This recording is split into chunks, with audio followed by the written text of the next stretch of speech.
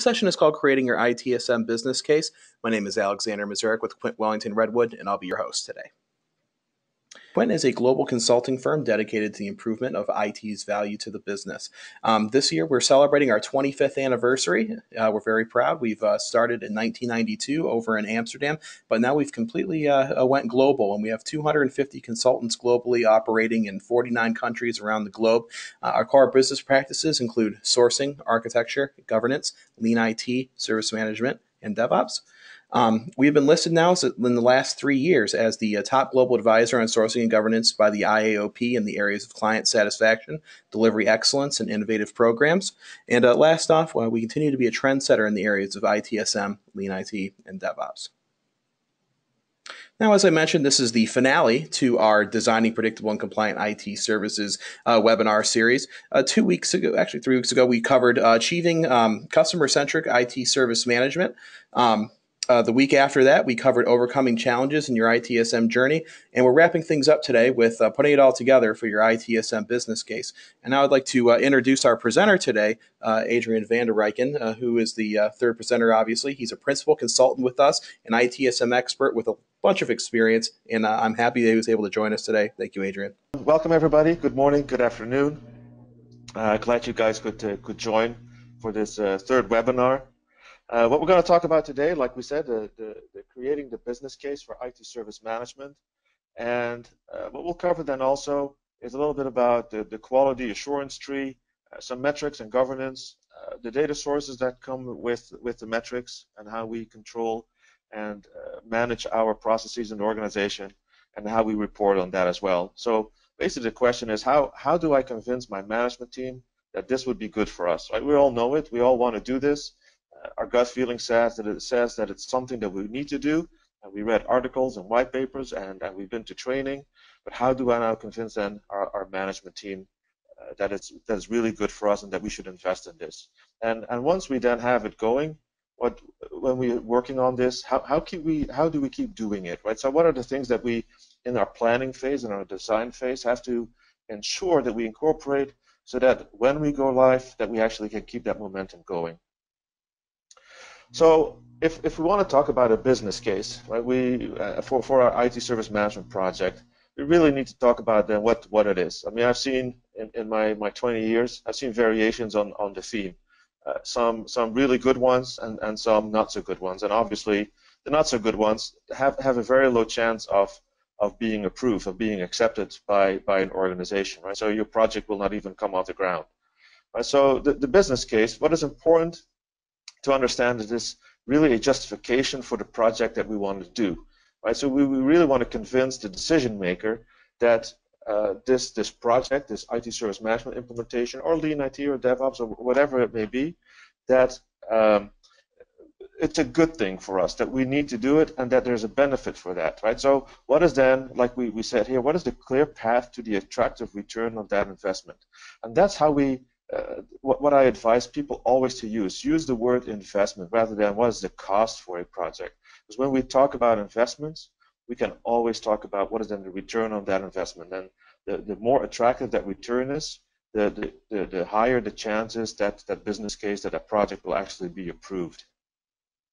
Now, one of the key words in the business case is then the word really business. Right? We're really not doing this for the sake of IT, right? Unless your IT is the business, then it is about running the IT organization as a business, and what is the advantage of doing this project for that organization.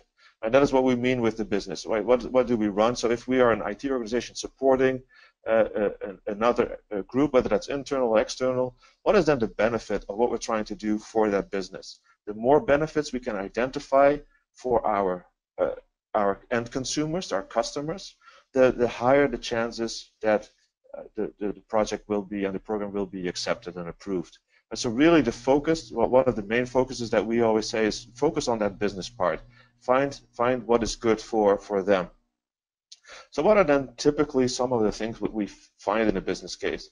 Again, this is not the end-all be-all. There could be things more added to this, but make sure that we have an executive summaries, right? Our executives typically don't like to read all the pages that we have out there. So make a very clear and concise summary of what you're trying to tell them.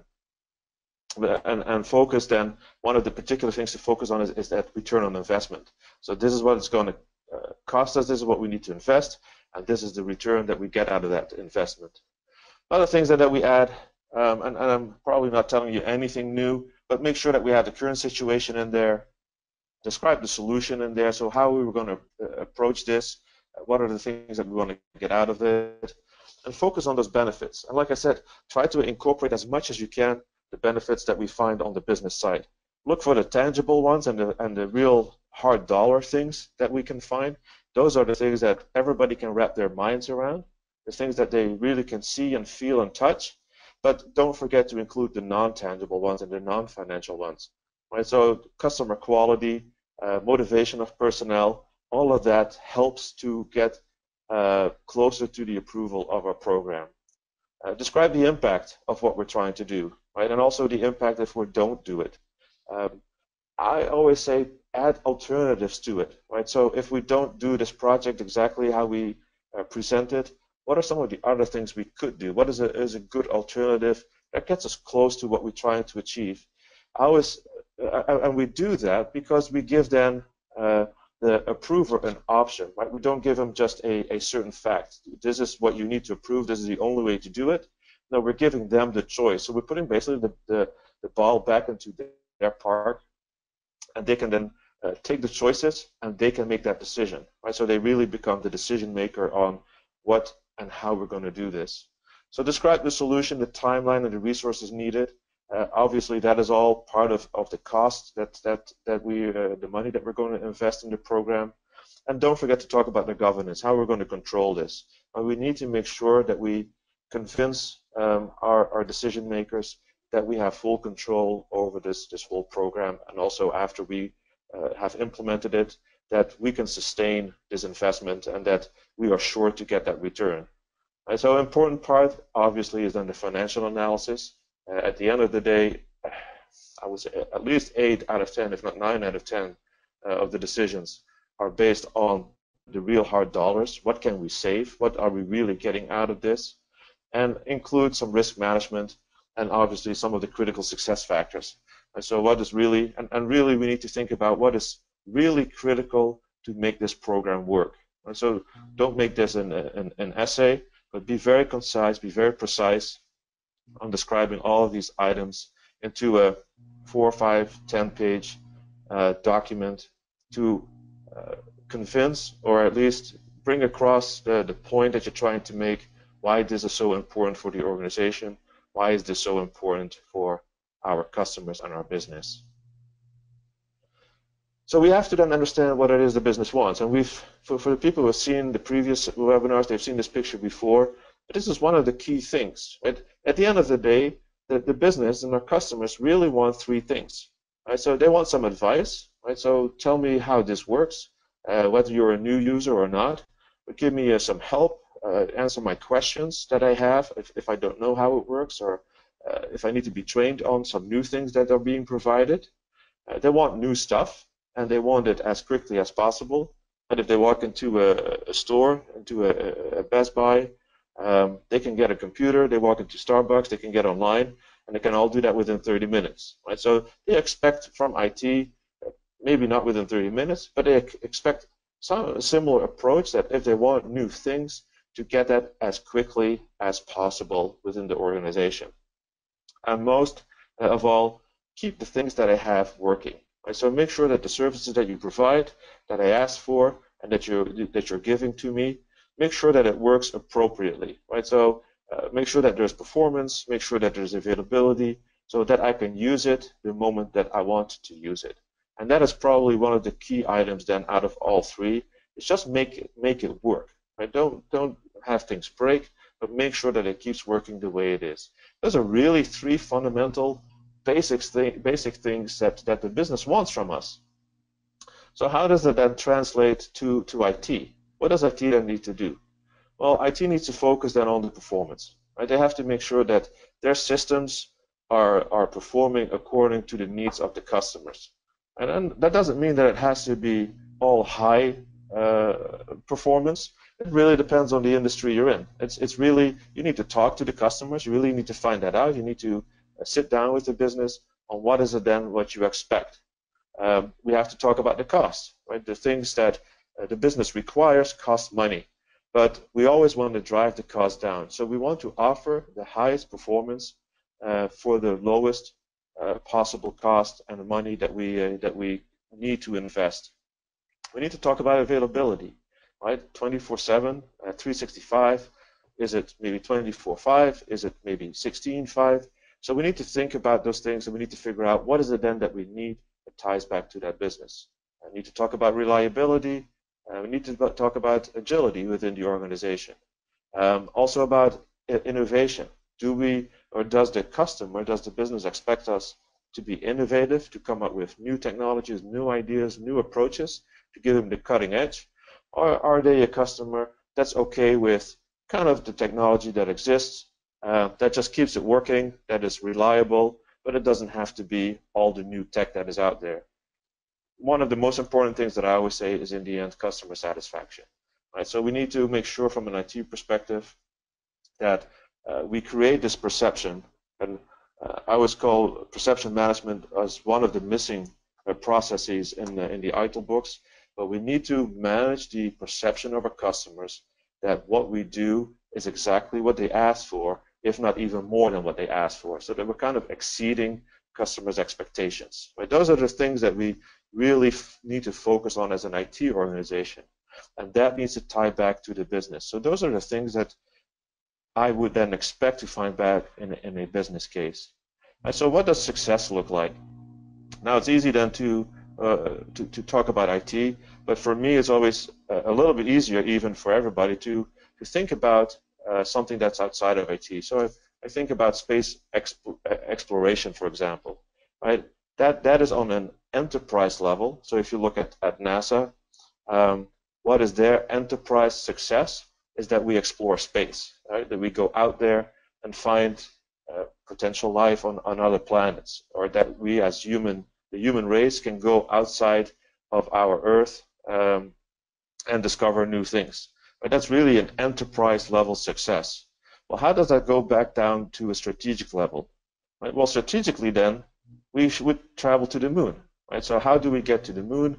We want to explore the moon and find out what is there that we don't know today. But one of the things, and you see it happening in the business as well then, that these strategic goals change and switch, right? So that moon exploration, the landing on the moon, that was 50 years ago, was the goal that we had. If you go back 50 years later, then all of a sudden we talk about Mars, right? We know about the moon now, but success is that we can actually start creating a human presence on Mars. So strategically, from a business perspective and within IT, we kind of always have to look forward, right? So it's not about necessarily what success looks like today from a strategic level, but how does it look like 5 years from now, right? Because that strategy is always looking forward into the horizon. So you need to keep that in mind when you create your business case, is that we need to look into the future of the business. What is it they want in 3 to 5 years? And then from a strategic level, we need to go down then to a tactical level. Right? Success on a tactical level is then, can we get a vehicle that will take us to Mars? So what does it take to get that? So it goes down from space exploration to visiting Mars to what is then that machine that brings us to Mars. And that translation we have to do in the business as well. So what is our enterprise goal? How do we translate that to strategic goals? And how do we drill down to a tactical level? And so here's an example of how that works. And like I said, it's an example. There's many different ways or different things that we can put on top. But this is what we refer to then as the quality assurance tree, sometimes called the key performance indicator tree, the KPI tree. But it is important in the business case to create this, to focus on this. Right, so on an enterprise level, on a business level, what is then a goal? Well, maybe infrastructure as a business. We want, as an organization, to provide infrastructure as a service to our customers. And so market-based performance is important for that, and maximizing the return out of that business is an important target that we set as an enterprise, as an organization. Well, then you drill down to then the strategic level. Well, we need to think about customer partnership, right? So we need to think about the process factory. And those are then two elements that if that increases, it adds to the market-based performance. So it increases that as well. How do we maximize our return? What are the key components of that? Well, we need to drive down the cost, and we need to be best in class. So if we then have that strategic level goal, then we drill down to the tactical level. So if we look at, for example, the cost, well, how can we drive the cost down? Is to increase the earning capacity and to reduce the waste that we have in the organization. That kind of sounds like lean IT, but those is on a tactical level are then the goals that we relate to cost. So if we can increase our earning capacity, it will lower our cost and it maximizes our return. So from a tactical level, it ties to a strategic level, it ties back to an enterprise level. So if we create a business case for our program, for our project, we need to find those ties, how we can tie back the savings of costs, the improvement of availability, the improvement, the increase of performance. How can we tie that back to things like cost, to being best in class, to create customer partnerships that then links to market-based performance and maximizing return so that the business can actually be successful in putting out there the infrastructure as a business. The better we can tie that in our business case, the higher your success rate will be in the approval of that specific business case. So including, like I said, in the business cases, where are we today? Right. So in the previous webinars, they talked about the assessment. So use that assessment, the outcome of that. Use the, and it has to be clear. That's one of the important things. So make sure that what we're describing or what we have identified in that assessment, that it's very clear in terms of the decision maker, that they understand what they're reading.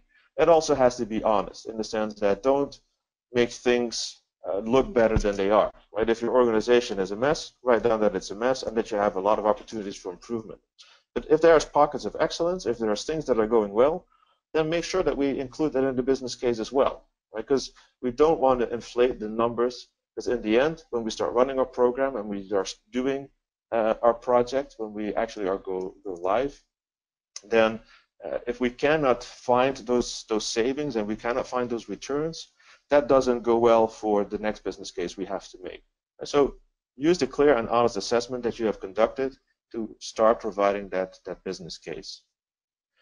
You have identified then the gaps. And so, and this is based on some of the idle processes. Again, you can do this based on a lot of other things. But as an example, you've identified now the gaps. Right? So what is your current maturity? Where are we now? You identified where you want to be, and you basically then create this whole roadmap of how this is how we get there. Right? And again, you need to tie that roadmap back to the business case that you're creating, or that the quality assurance tree, where you tie your operational level to your tactical levels, to your strategic levels, and then achieving your enterprise goals. Right? So how does now an improvement of the incident process, or a change process, or a problem process, how does that help now, for example, to reducing the cost? Right? So can we reduce weight? Can we reduce waste? Right? Can we increase the earning capacity by implementing a good change process? Right? And that ties them back again to that strategic and enterprise level. If we can do that, and the better we do that, the higher your chances on that approval. So don't forget all the time, right? It's about what IT needs from a process, a performance perspective, from a cost perspective, and a reliability and an availability, innovative, and customer satisfaction. But that needs to be tied to what success looks like for the business. When we achieve that in our business case, and we get really some attractive numbers, and to me, attractive is always if we can get more return on that investment than if we put the money in the bank. Right? If we put the money in the bank, we get a certain percentage of interest. It needs to be higher than that. So it needs to be higher than the interest we get from putting the money on the bank. And if we can achieve that, then there is a high chance that the decision makers will say, hey, based on everything I see and compared to other projects that we have running, this program is something we need to go for. Right? Because it adds to the value that we provide to the business, rather than just looking at the confined space of IT. So once you get your business case approved then, right, and I know that in about 20 minutes we covered the business case, which could take a lot more than just 20 minutes to put it together. But we got the business case together, we convinced our management, and we got approved. So what is then the next step we need to do? Right, so now we have to really work then on the design and making sure that what we create is sustainable. So one of the things that we need to think about is our metrics and governance. And from a governance perspective, we have to create an organization that can actually support this and manage this not only for the now in a program, but then also is sustainable in the future. So you have to think about, what does a service management office look like? Or, I mean, we call it service management office, but something similar in your organization. How am I going to create an organizational structure that will support this? Right? And this is just an example, but what I always find important is that when we go live from a process perspective or a project perspective, that integration into the operational environment needs to be as seamless as possible. So key for me is always try to create a program or a project environment that looks very similar to how your current organizational structure looks like, or maybe we need to tweak the current organizational structure. But the key is that we need to align those two as much as possible. Right, so in this example on the right side, you will see the development part, right? So it's basically the program, the projects, but we're using terms like service and process improvement, right? Process quality boards, change management office. That's all part of your project and program. And then when we go into production, we basically take it to the left side where we run this, right? But we have to think, whatever organizational structure you use, you have to think about, how do we govern this? How do we make sure that we keep this running from a managerial perspective? How do I manage this? Key is then also is the metrics. Now, we already saw the quality assurance tree when we made that business case. Right? So now the lowest layer in this are then the metrics. So we need to tie to that tactical level of quality of service, the performance to contrast, the standardization and the backlog. Now we need to look into, well, how we're going to measure this then. Right? So, and we need to do this in the design phase. We need to do this as early as possible, because these metrics need data resources or data sources that need to basically create the metric and create the report that we want to show to our management, whether or not we're successful, or where do we need to tweak, where do we need to improve. Right? So as an example, the earning capacity, we say the number of hours spent on billable activities. Well, what do we need to do for that? How are we going to capture that? If we look at waste, well, the time to solve complaints and the time to solve incidents. What data sources are we going to use for that? Are they existing data sources? Are they new data sources? And whether they're existing or new, how are we going to make sure that we capture that information? What do we need to do in the organization to make sure that people are actually tracking these things? Right, so we have to start identifying and defining those data sources. Right, so as an example, if we want to know the percentage of standard changes or the number of open incidents or service requests, well, then we have to make sure that we label our tickets so we can identify the difference between an incident ticket, a standard change ticket, or a normal change ticket. But if we don't label them, we cannot measure it. We don't know which one is which. If we need to measure the percentage of resolution in the first time, so the first call rate metrics, well, then a ticket needs the resolution time, which is the resolve date time, the open date minus the open date time. You need to track the number of resolver groups that are assigned to the ticket. So has that ticket been assigned to a different group, or has it always stayed at the first group that it was assigned to? So all these things we need to identify. We need to make sure from a design perspective that we already know how we're going to measure our success, because again, these things we tied back to our tactical, which tied back to the strategic, which tied back to our business level. So we need to take time to identify this, to define this. Otherwise, it becomes very hard that when we go live, it's very hard to then show what that return on the investment is. And otherwise also, if we need to tweak, now we can actually tweak the organization by looking at these metrics and how it ties back to some of the strategic objectives that we set. And so if cost reduction was one of the goals that we had, I can now tie to how can I then control that. If I don't get my goal yet, if I'm not saving enough cost, I can then look back here. Well, time to solve complaints is one of the items, so maybe I need to reduce that time. Or time to solve incidents, maybe I need to reduce that further, because that really impacts that part. The percentage of SLA breaches is not tied to cost, so let's not focus on that item to fix it. So we can use these KPI trees or the quality assurance trees in multiple ways. But again, it's important to define this during the design stage. The last thing that we'll talk about then is the reporting. Also, that we need to think about during the design of our program and during the project. And to me, there's three levels of reporting. There's the strategic one, and I always call that is the picture reporting. Right? Our management likes to see pictures. Right? So what is the overall compliance? What is the financial risk that we're running? And we can come up with a bunch of metrics on a strategic dashboard that in a quick view, our executive management can see, hey, what's the state of the union? What's the pulse of our IT organization? Are we doing good or are we not doing that well? We also have then our tactical reporting. That is where we do our trends, right? Looking at, hey, are we doing better? Are we doing worse? Where do we need to tweak? And the lowest level then is the operational level, where we really look like how many incidents did we work on yesterday? How many requests do we have open? What's our backlog? Right, so it's three different types of reporting for three different types of audiences.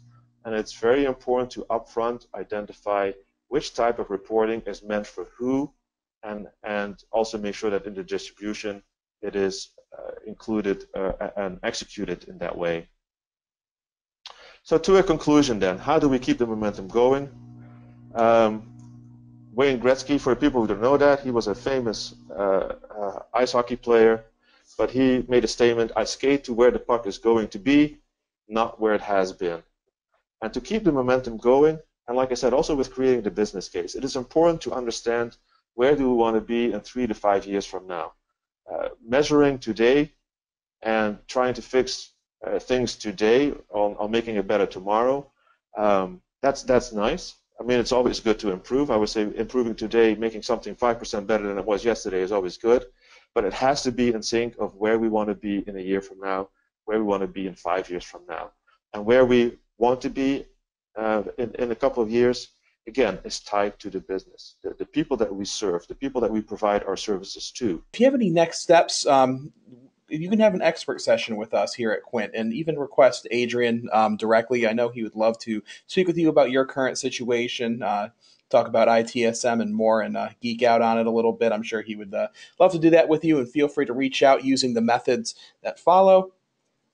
Those are the methods to contact us. That's our general email inbox. If you'd like to send us an email with any sort of query. Phone number, we're active on just about every single social media network, so you can either check our website or social media for releases of any upcoming webinars, white papers, and other thought-provoking material on ITSM, DevOps, Lean IT, and more. And I think I'm just going to leave that with everybody today. Thank you all for joining, and wherever you are around the world, enjoy the rest of your day.